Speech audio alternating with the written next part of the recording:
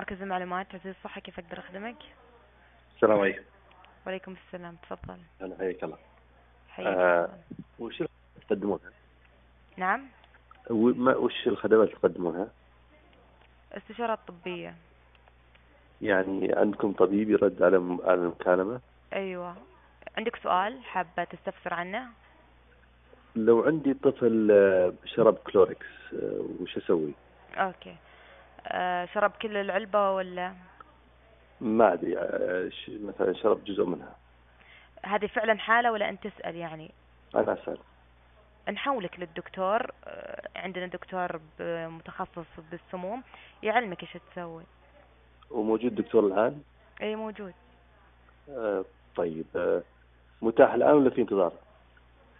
على حسب أنت سؤالك بخصوص الأشياء، السموم، شرب مبيد، شرب منظف، شرب هذا نحولك للدكتور. أسئلة أيوة. ثانية ممكن أنا أقدر أخدمك حسب سؤالك. طيب لو بغيت أقرب مركز صحي عندي، كيف أعرف؟ لو بغيت أقرب مركز صحي عندك موقع الوزارة. نعم. تفتحه في المواقع الجغرافية تبين لك المراكز الصحية القريبة عندك. تمام.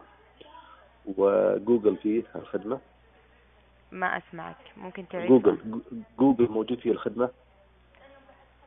بجوجل تدخل على مركز الوزارة. لا، جوجل لو ادخل جوجل مابس فيه الخدمة هذه؟ لا، ما في الخدمة هذه، بس بتلاقي الموقع الجغرافي بيبين لك. اي. طيب عافاك الله، انا توفيق الربيع، وزير الصحة.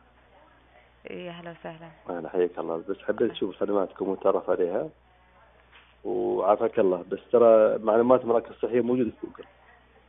ايوه، لو ادخل على جوجل بس ما بكتب مركز صحي يعطيني مراكز صحية قريب من عندي. نفسه موقع الوزارة من عند جوجل ما بيبين له، يعني نفس الجوجل حق موقع الوزارة.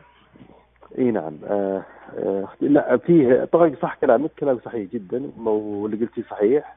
وفي كذلك جوجل، وهذه ممكن اخبر ايه. زملاء بحيث خبروك عليها. لو اكتب مركز صحي الحين وانت معي اجرب، زين، يعطيني المراكز اللي حولي. ايوه. في اكثر من موقع اعطاني.